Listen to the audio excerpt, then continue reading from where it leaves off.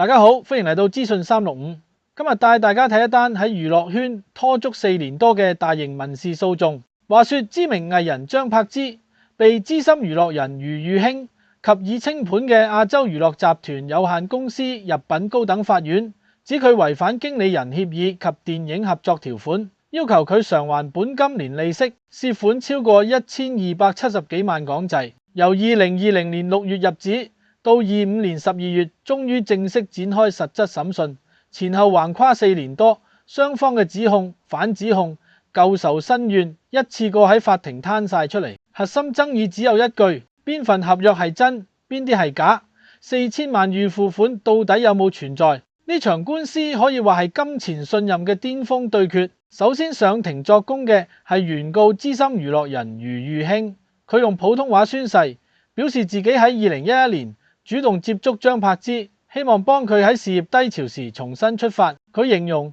當年網絡輿論風暴席捲全城，張柏芝飽受批評，商業代言、電影邀約大幅減少。佢話自己睇好張柏芝嘅潛力，於是提出全面協助，包括重新定位公眾形象、安排商演、媒體復出等策略。根據余裕興嘅講法，雙方喺2011年7月28日於尖沙咀一間辦公室正式簽署一份為期8年嘅全球獨家經理人協議。協議內容列明，公司擁有張柏芝全球所有演藝活動嘅獨家代理權。公司預支4000萬港幣俾張柏芝，作為4部電影嘅片酬預付款。作為交換，張柏芝需優先拍畢4部指定電影。佢強調，當日有律師、有職員、有見證流程，合約係張柏芝親筆簽署，絕對合法又有效力。余裕興進一步指出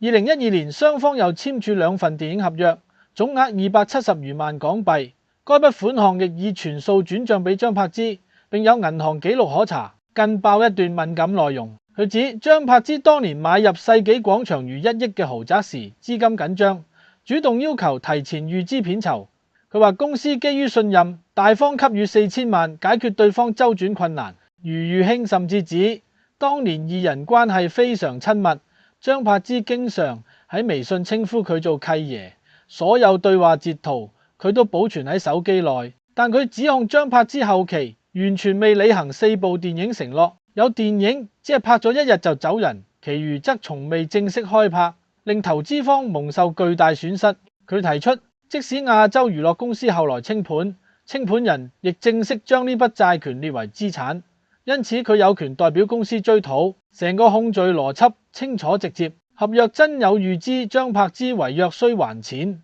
賠償。輪到被告張柏芝出庭嘅時候，畫面更成焦點。佢幾日都由黑色7人車直達高院側門，戴住墨鏡口罩，由多名助手護送快步入庭，全程未回應任何記者問題。佢用廣東話宣誓後，就開宗明義講出第一句：我入行超過27年，如果簽咗8年獨家，我點可能唔記得？張柏芝否認，從未見過余裕興喺2011年之前完全冇簽過所謂8年全球獨家經理人合約，4000萬預付款從來冇收過1蚊，所有合約上嘅簽名都唔係佢筆跡。佢逐點指出合約疑點，日期格式唔符合佢一向書寫習慣，印章位置奇怪，部分頁面字體排列唔合邏輯，有啲文件似係從舊合約抽換頁面重新組裝。佢直言懷疑呢啲文件係俾人為加工。關於豪宅按揭問題，張柏芝亦強調買樓嘅資金係靠自己收入，銀行按揭余裕興完全冇提供任何形式嘅金錢協助。佢強調，如果真係有4000萬落袋，我點會唔講？點會唔報稅？點會唔記得？認為原告講法極不合理。最戲劇性嘅畫面出現喺8號早上，原告大律師密集式交叉盤問，包括逐項問佢是否記得銀行入數，問佢點解某啲日期前後說法唔同，問助理是否可能疏忽，問佢如果真係冇簽，點解冇即時澄清。盤問超過1小時後，張柏芝突然情緒崩潰，當庭掩面痛哭，哽咽講出：我2日冇瞓，壓力大到頂唔住，好唔公平，所有嘢都好唔真實。全場即時安靜，法官見狀亦即刻介入，叫大律師唔好重複盤問，並詢問張柏芝是否需要休息。佢深呼吸後抹乾眼淚，堅定講：我可以繼續。而張柏芝方面突然提交一份新證據，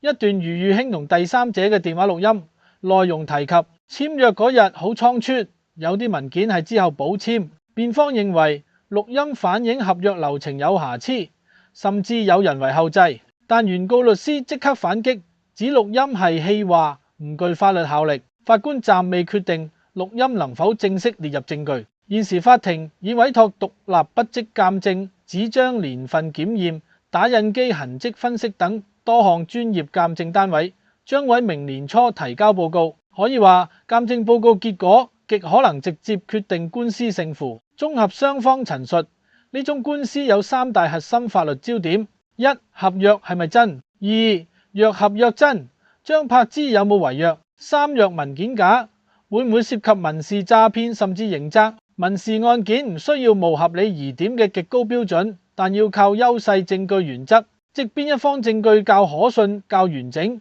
較能自圓其說，就較有可能勝訴。法官已經要求雙方提交所有銀行記錄、稅務記錄、通訊記錄，包括微信、電話、電郵、舊年簽署嘅文件、清盤人記錄，所有資金流向、文件流程都要完全透明。現階段張柏芝方面保持極度低調，集中時間拍攝新劇同照顧小朋友，余裕卿則專注處理官司，暫停大部分公開活動。案件將喺26年1月續審，預料最少再審3至4日，證人陸續上庭，雙方結案陳詞，鑑證報告披露之後，最終判決或於同年稍後時間公佈。多謝收睇，我哋下次再見。